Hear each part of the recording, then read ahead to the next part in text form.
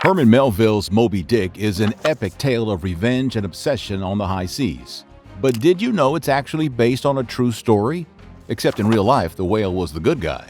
Today, it's the true story of the vigilante whale who terrorized its hunters and cemented its legendary status in the process.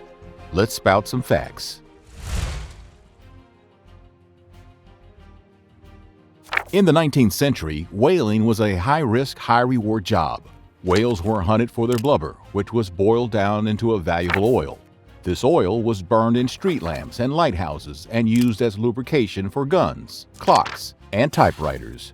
Whale oil can withstand high temperatures without burning up, making it ideal for use in the fast-moving machines that developed during the Industrial Revolution.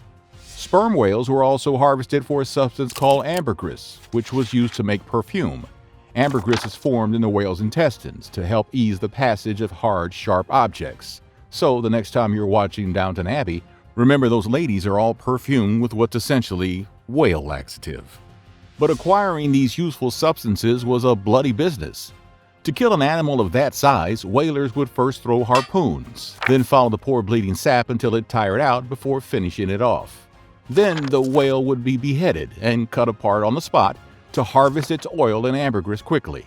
The demand for whale products caused the death of almost 30% of the entire sperm whale population in the 19th century. Usually, the whalers got the whale and killed it in this gruesome fashion, but sometimes the whale got them instead. A fully grown sperm whale can measure up to 62 feet in length and weigh 80 tons. Its jaw alone can reach 18 feet long and is studded with 7-inch teeth. These guys literally eat giant squid for breakfast. Herman Melville based his famous whaling book, Moby Dick, on one searched sperm whale that gave as good as he got. Oh, if you're going to get a chuckle in about Moby Dick the sperm whale, do it now. The true story is even more grisly.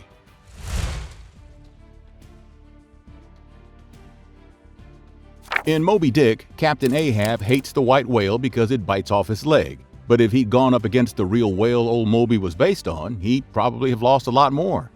In the early 19th century, this whale reportedly destroyed more than 20 whaling ships and escaped another 80. His body was embedded with more than 200 harpoons from failed attempts to kill him, which were tangled up with seaweed and streamed down from his sides like hair. He was apparently frequently mistaken for a small island.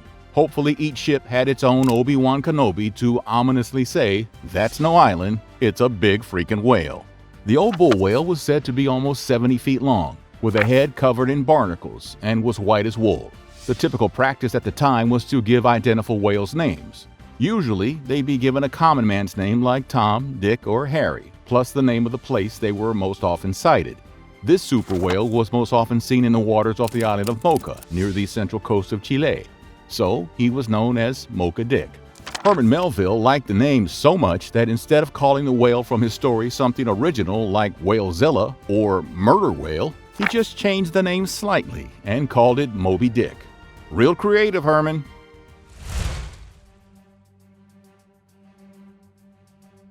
Mocha Dick, however, was not simply a mindless force for destruction. He was not only bigger and badder than the average whale, he was smarter. He'd swim right up next to whaling ships, acting docile and lazy, and wait. The moment they tried to attack him, though, he'd strike back ferociously and sink the ship. In order to kill a whale of that size with a harpoon, you'd need to get a solid hit in a weak spot, like under the fin. Mocha Dick always seemed to keep his back to the harpoons, though, and sailors were so afraid of him they rarely got close enough to get a better shot. It definitely seems like this whale was actively targeting whaling ships and destroying them. If you think that makes him a jerk, remember that the men on those boats were slowly causing the extinction of his entire species, and were planning to cut him to pieces to make candles. Really, he was more like the whale version of Magneto. Mocha Dick finally met his end in a heroic sacrifice worthy of the movies. So the story goes, a whaling ship was attacking a mother whale and her calf, harpooning them to death slowly. According to the captain's account, Mocha Dick saw this happening and pursued the ship, sadly too late to save the other whales. Mocha attacked the ship anyway, killing at least 3 sailors, but was apparently so enraged he forgot to guard his weak spots this time and was struck fatally by multiple harpoons. Mocha Dick's body yielded at least 100 barrels of oil. The fearsome whale was finished. Or was he? The same magazine that reported the story of Mocha Dick's death later published a sighting of a seemingly identical giant white whale 10 years later in the Arctic Ocean. The whaling ship that spotted him rather wisely decided not to attack, despite how valuable his oil would have been, and the whale left them alone. Was the man who claimed to have killed Mocha Dick lying? Was there another vigilante super whale out there? Or was even death not enough to stop Mocha Dick's vengeance? Ghost Whale: The Revenge, starring Dwayne "The Rock" Johnson as Mocha Dick and Christoph Waltz as his nemesis Stabby McHarpoon. Coming soon to theaters near you. Today, sperm whales are a protected species. The Marine Mammal Protection Act, passed in 1972, makes it illegal to kill, hunt, injure, or harass all species of marine mammals, regardless of their population status. Whale oil products have been replaced with easier-to-produce alternatives, so your perfume is probably not made from whale poop. The species is slowly recovering from centuries of commercial whaling, and though they are still vulnerable to other man-made threats like pollution, the outlook is optimistic. So if you're still out there, Mocha Dick, we good? Buddy? Yeah, I think I'll skip whale watching, just in case. But like this video if you think Mocha deserved better.